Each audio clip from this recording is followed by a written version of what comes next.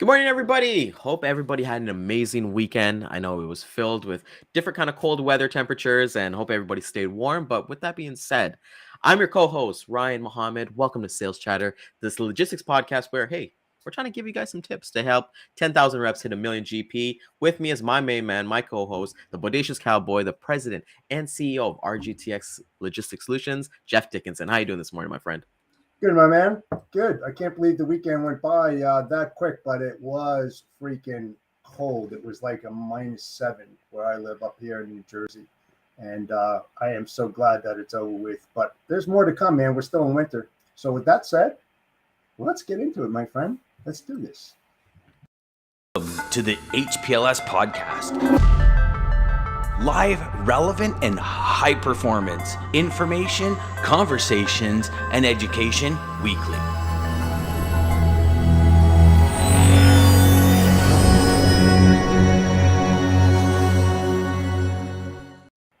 And there we are. Good morning, Lisa. Welcome back. She's back at the number one spot. Good morning to my main man, Rishi. Hope you're doing amazing. Crush your week, my man. My man, Scott. I love that he's tuning on this episode because we're going to be talking about him. So I hope his ears are not getting too hot this morning as we're talking to him. Like me. I mean, either, it looks like him and Lisa are like fighting for the number one spot, or Lisa and I used to do that. It's pretty cool. Yeah, we got to make some ribbons or some trophies or something like that. We got to get some merch, man. We got to get some Sales Chatter merch. Oh, we definitely got to do. What'd you get up to on the weekend, my friend? Oh, man. I'll tell you what. It was no football, except the Pro Bowl yesterday. That was kind of fun. But I don't know. I just went out and we were taking some pictures. I know you like taking pictures and doing that kind of stuff. And just getting some stuff prepared for my new apparel site, the Bodacious Cowboy trademark. And so we're looking for places. We have some really neat places up here. We could take some pictures, to put it as the banner up there. So much stuff happening there. It's so much. I'm telling you. I thought this was easy. No. This branding stuff is crazy, man. And just to add on to that, I've made a mission for February to post on YouTube every single day, like little shorts, like I did on LinkedIn, and just like the feedback, like it's crazy kind of thing. So even building your brand, I actually took some pictures on this weekend as well. Yeah. We went to a little bit of a hike on Saturday, even though it was really cold. It was kind of like, hey, let's kind of brace through and kind of push through and have some fun because I've got into the show, Jeff. I don't know. Is anybody in the audience a Succession fan? I got into it's an HBO show, and it's one of like the craziest shows I think I caught like 4 or 5 episodes on the weekend, and it's just a crazy show to kind of watch. So I was watching that. My dog, we picked up my sister's dog. She had puppies on Christmas Day, so we picked her up, and we got to meet all the puppies. There was 9 of them, Jeff, that we got to hug. 9 cockapoos. Yeah, exactly, right? So that's why I thought about you and things like that. So good morning to DJ. Good morning to my main man, Daman as well. Hope you had an amazing weekend. Jeff, let's get into it. I think today is going to be recap just for the audience. We're testing something here as we've been doing the themes of the week. What we want to kind of do for this week is kind of set it up kind of like a season finale. Like, we like the TV show aspect of what we do. So with that being said, we're going to be recapping the first week. So if you haven't checked out those episodes, definitely go and check out those episodes. Those were, we had the short week in January. The first one, we start off with a bang with Scott Watanabe helping us with basically training your way to success. Jeff, from what you remember, because I watched you on, I think it was Word on the Street or something like that, and you're always pumping Scott's tires. So I know you're a huge fan of what he does at Armstrong Transport Group. Give us some thoughts, man, of what you kind of thought, if you do remember. You know what? Let's call a spade a spade. When somebody's doing good out there, mention them because it's about setting best practices and kind of getting everybody kind of follow that. And I kind of do it myself, and I'm not putting myself on a pedestal. That's why I'll use Scott as the poster child, right? Yep. I think that's the proper way for training. That when you get a new individual that comes into a brokerage, or let's just say any kind of business whatsoever, there should be some kind of training succession as far as onboarding. What are you going to do? How are you going to do it? When you're going to do it? And I believe that Scott does it well because he has a 12-week training course And it's not like he rough shots it and throws his people through it. He wants to make sure that those people are successful. And that's what it's all about. It's about preparing people and getting them into a position or position A to succeed, because you're only as good as your people. And if your people are not trained well, they represent your company and it's going to reflect badly on it. So I mean, kudos for Scott and his team over there to do the right thing. I believe it is the right thing. Hopefully, other people would jump on board on this. But I think if you're a company out there and you are not doing this kind of thing, get on the bandwagon. Let's go, guys. Let's do it right. 100%. And training, that's why we kind of want to start this journey, right? What's the first steps you've got to take to, I don't want to say become successful, but understand the industry and give it a fair shot? Because Yep. what I've seen when I worked at my previous companies is they bring like these college university graduates. They don't teach them anything, they don't train them anything, give them a leadless call, and then they don't get to understand the true passion of what we Yep. do. They see the long days and the long hours, but like just like yourself, Jeff, like you've always kind of said that I'm not going to retire, man. This is what I love, what I do every day. And I've hit that, I want to say, since I've been at the company that I work with as a contractor, since I've been there for about 3.5 years, is that I love what I do. I genuinely love what I do. And, I think when it comes down to training with Scott, somebody brand new, you got somebody guiding you, right? And the one big takeaway from that episode that we did, Jeff, was that I asked Scott to tell us a story about one of his agents that was successful. And first and foremost, he was so modest about it, right? It was like this is not my success, it was all her. But I remember the what he was explaining in the story was that the agent, she never owned a home and things like that, and she accumulated all these things just by working hard and becoming one of their most successful reps. And we want to hear those stories, right? Because through the trials and tribulations of training, it's crazy to kind of talk about.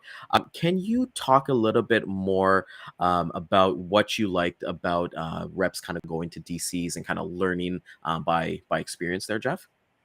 Yeah, and it's funny because we spoke about that with Scott. I believe that newbies, if you want to call them, or new onboards that are really wet behind the ear, if you could get them into a warehouse or DC, because listen, if you work for a really good company, you're going to have those connections, right? You're going to have connections with people who either manage a DC or a warehouse. And if they're in close proximity to where you're working, take a tour of it. Let's get into the trenches with our people and show them what it's all about. It's not always about what happens outside of that building. Of course, transportation has a lot to do with it, because everything we have on our desk, on our table, what we eat comes from truckers. But it all happens in a warehouse, and there's so many different problems that exist. And if you can circumvent those problems from reoccurring and you get a better understanding, what better understanding would you get if you were able to see what you're dealing with every day? You're making those phone calls, you're talking to those people. Let's get on the same page and speak the same language. You're going to get farther that way. I mean, I believe that strongly. That is amazing to see, because you learn those aspects. You learn what our actual industry is, and it's kind of funny, right? You think about Jeff. What was a job that you had in high school? Like your kind of like first job. Like obviously, My it was just first kind of just. job, I mean, I've been in it for a long time. I was stocking shelves for United Jersey Bank. Yeah. And that's where Well, I started. I started way from the ground out up. of curiosity, what do you mean stocking shelves at a bank? What shelves do they need to Well, stock? they The had. money? I wish, It's pretty funny. No, they actually have a warehouse that has all their supplies and their stationery and all this kind of stuff, believe it or not. And I started stocking shelves long See, time ago. and that's why I ask, right? Because in those jobs, my first job, I'll say McDonald's, but when I kind of got into retail, I worked at a footwear store. I did like shoes, sold shoes and things like that, and I got to understand what they sold, right? When it comes to, and then you'll probably explain too when you're talking about stocking shelves, I didn't just sell shoes when I was at Sport Check. If anybody knows Sport Check here in Canada, I sold the experience of that grade 6 going to their first basketball tryout. we sold basically somebody, let's say an older person, having more comfortable shoes with New Balances because they did like the wider sole and different things. We didn't just sell shoes because I remember, and this is me because of the way that I kind of grew up, but I remember when I got a new pair of shoes, Jeff. I would always still have it in the box for like the first 2 weeks. It was so lame, but you still keep those boxes and I you're know, like, let me make sure you got the sprays and all those things. And that's what training kind of needs to be as well. You need to give that experience and give that education of what can be, right? And that's why I always kind of believe that that's what should be really, really important, as Scott has brought here, that they've got yep. some great platforms. See, look at that, landing third and fourth accounts. And that's what I've always say, right? You always kind of have people come in and let them do their own thing and be subjective with it. Give them the tools and all that stuff to be successful. But some people are going to land an account on the first call. Someone's going to land an account on the 100th call. It doesn't matter as long as they kind of get that experience from there. So I'd love to get your thoughts, Jeff, on that. Yeah. It's fine. Let's go back. I think you mentioned something about logistics, 9 to 5 kind of job. When they come into that, they get overwhelmed. I think the mindset that you really have to change is that 9 to 5 mindset, where they're like, oh my God, look at all this stuff. I'm going to be here for another 7 hours. Now, if you can switch that where they don't think about the time and they think about their job and what they're doing when they get in there, the time flies by, and that time, 9 to 5, doesn't really exist if you really love what you're doing. When you're making calls, Jeff. What's that? Yeah, when you're making calls and you're on a roll, it's like, oh my God, you look at the time, you're like, oh my God, it's been like 2 hours, it's just right. on that roll. And so you crazy. Learn, and the time, the clock, doesn't really exist because you're enjoying what you do. It's basically, it really comes down to training, whether or not you have a good trainer, a good mentor, a good coach, a person that can develop you from the bottom up. And it's critical, especially in this industry. You can't just throw them in the water and expect them to swim. They're going to drown. They will drown faster than you can even imagine. So you really have to be that support platform, to be there, to be a great listener, and to help them, not like show them how it's done, but tell them the goals and objectives that need to be completed and let them create their future, but be there to hold their hand, a shoulder to lean on, have that empathetic approach, and to help them move forward. That's the only way that they're going to succeed. The ones that don't succeed are the ones that go through the revolving door. We've all seen them. They come and go like a flash in the middle of the night. And listen, I know this as a fact. Companies spend a tremendous amount of training, all right? And a lot of that is wasted. Some don't even want to do it because they go in there and they say, yeah, sure, I'll train them for 3 months, and they're going to take what we train, they're going to go to another company. You can't have that. No, if you train well and the individual. Kind of go from there. As Jeff's internet is cutting off, or is it mine that's going there? With that being said, it's I hate my internet. I really do, man. I'm gonna throw the damn thing out the window. No, and to be there, it's critical. It really is. It's a critical part of business. I love that. So that was episode 1 that we had with Scott. So first and foremost, thank you, Scott, for coming on with us. We got to have you on as Jeff and I kind of plan out our season 2 for future episodes. And if anybody's looking for agency program, definitely reach out to Scott Watanabe, the Freight Sensei. Follow him on TikTok as well. He had a great TikTok where he was asking various sales reps in the office about tips for these kind of markets when it's a slowdown season, prospecting tips. So definitely give him a follow and reach out at Armstrong Transport Group. Let's move things over to you and I. We did our thing. We had a Training is a Choice episode. We did that on the Thursday.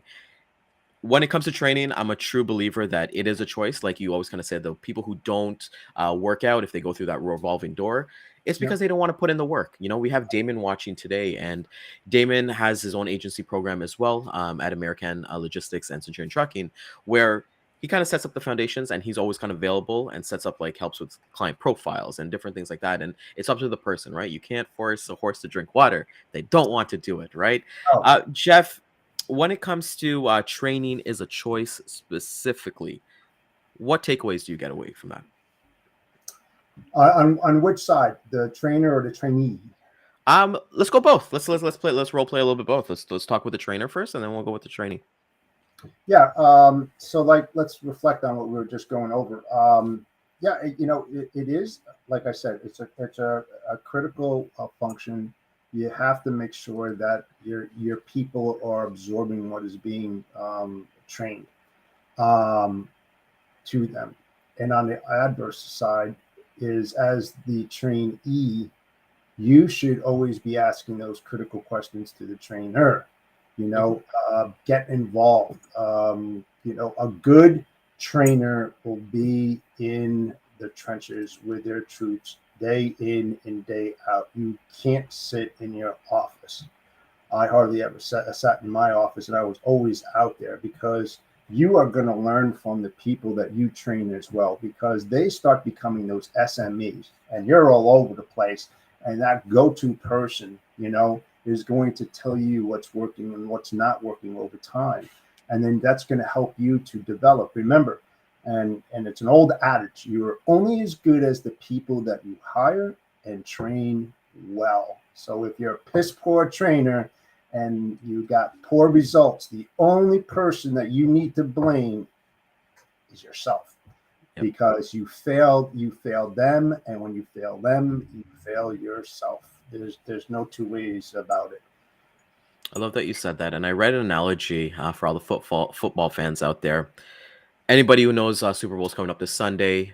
Andy Reid from the Kansas, he's the head coach of the Kansas City Chiefs. He's playing against Philadelphia Eagles. That was his former team. Yeah. Andy Reid was there for a couple of years. I would say, they had successes. They went to the Super Bowl with Donovan McNabb and Terrell Owens, but they never got that one big one. He made a change when he went to Kansas City. I think he has like 30 coaches, I think he has, that deals with teams in specifically. So Think about that, right? You got a team, I don't know how many players. I think there's like 100 players or some more players on a football roster, NFL roster, sorry. But, when you have that one-to-one training to understand, and one thing that I've learned, Jeff, and it's one of my favorite phrases, is that the squeaky wheel gets the grease. Yep. Ask those questions. Be a student of the game. And that exactly from there, right? And for me, I've understood that I'm gonna always ask those questions, and it's not necessarily getting trained within that like scheduled day that you're in the office for, right? It's that 5 to 9. So we talk about the 9 to 5, but it's that 5 to 9, whether it be AM or PM, that you're leveling up your own training, looking at shows like our shows, looking at like Chris Jolly shows, reading people on LinkedIn, building that network, looking at Gunner, taking courses on Skillshare. It's those things that you kind of decide and you map out your future and your career. And that all comes under training and role playing and things like that. Jeff, you've seen it on the logistics side when you sat in the chair of being a logistics manager. Talk to the audience out there, because we do have some new reps probably watching the show. What did the calls feel like when somebody who was prepared and trained versus somebody who knew their stuff? Well, and I'm just being totally transparent. The ones that really knew what they were talking about was probably about 2% of all the calls that I did. The ones that were smart, that were trained well, that knew who I was, that knew about the company, that knew about my facilities, where they were, the product line that we shipped, all extremely important in this business, especially if you are a service provider, LSP, whatever you call yourself. I highly recommend that you do that, because the other 98% failed greatly, and I red flagged them. I mean, when you've got millions and millions and millions of dollars in transportation spend, you have this monstrosity of a target on your back that everybody wants a piece of that pie. It's the truth, and especially if you work for a very large company, that they want to have that company brand underneath their brokerage or as a carrier service provider.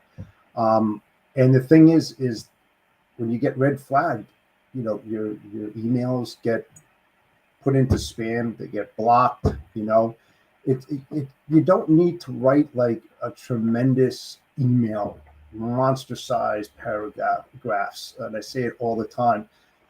Guys like myself, John Brewer, just to name a few, who've been in the industry a long time, we were very busy. every single day, not from 9 to 5, probably from 7 until 7 o'clock at night, if not longer. We were getting blindsided every single day. You need to be creative. Yep. You need to spark my interest. So do your homework. And hopefully, and I say this all the time, and I'm not throwing any brokerage under the bus, so to speaking, but smart shippers will do background searches on you as a service provider if they are smart. So you have your profile and everything like that. Make sure that it is aligned with your story, what sells you, what sells your company, because it can't be something else than what you're trying to sell on a daily basis or even to your customers. Make sure you have to have that aligned. You have to. And I think that, well, that comes back, and you're going to jump into the gun a bit with the prospecting calls. That's for next week, guys. But with that I said, for the training, and I think it's so important when you're in a training environment that the company talks about their values, talks about their culture, because you're going to form your own identity based off what you're being told in the classroom, right? And for me, I remember classrooms are, hey, it's like 25 or 30 of us. This was before I got into logistics, but talking like a call center environment. But we get into a training environment and go through some some PowerPoints, and then we do some testing, and then take lunch, have some games, and different things like that. And I think to understand the message. So if you're somebody who's a trainee, ask the trainer, what are we really good at? And if you get an answer that we're really good at everything, then maybe you want to start running or start looking to go somewhere else, because unless you're, I don't know, I feel like there's no true company that can actually say that, hey, we're amazing at every single thing. There's going to be something that, they're not going to be to. And something to get back to that. And this is another important point too. When you go to interview with these brokerage houses or individual who are starting up and they're looking for more support, everything, don't think of it as you're going for an interview. Okay, think about it as this is the best opportunity for you, right, as a possible employee, to interview the interviewer. Ask them the most important questions, because you are going to be sitting in that seat. You want to know that you're going to get supported day in and day out, that individual will be there for you. So it's a great opportunity. Just don't sit back and answer the questions being asked.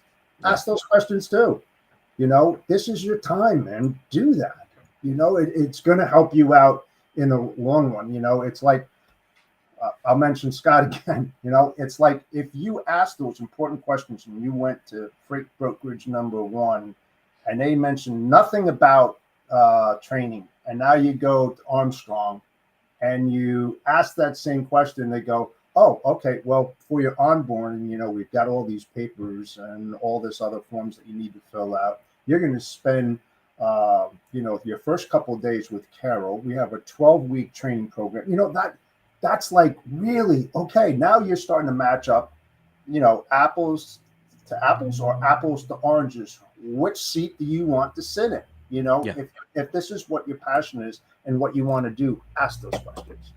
100%. Can't agree with you. I know we disagree on a lot of things, but that's one of the things that I'm like, that's the best thing, because, the interview process, I'm going to be completely wrong. I haven't done an interview in maybe 4.5 years, I would say. Even when I interviewed for this company that I work with, we didn't, it really wasn't an interview. It was really, hey, this is like, we got to shoot it was a referral that I got the interview in. But I feel like the interview process, Jeff, is so outdated.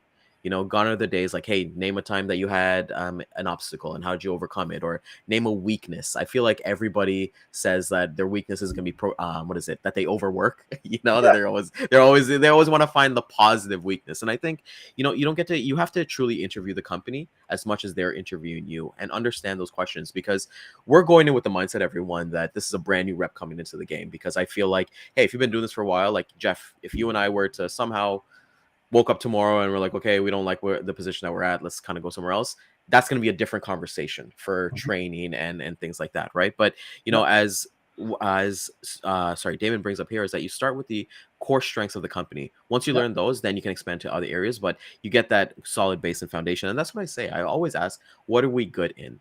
What can Yes. we do with our eyes closed?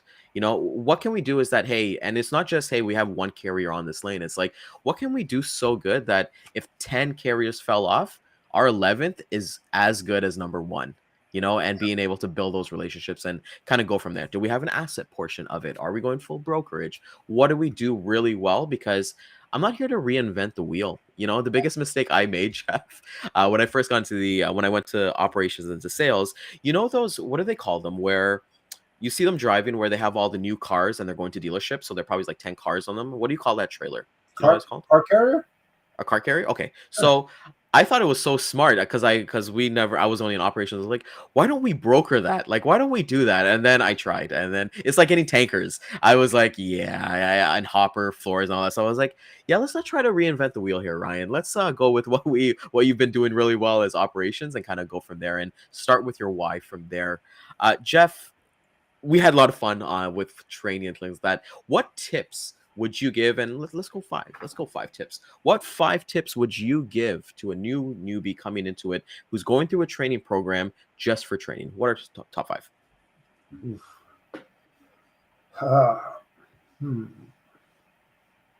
You always ask me these questions. It's just like they're like there's so many of them. We only got like 5 minutes left. Just like, I know. I really have to think about it because they're just so. I don't want to give the wrong answers to this because they're so pertinent. But I'll tell you. Let me tell you a really quick story. All right. Yeah.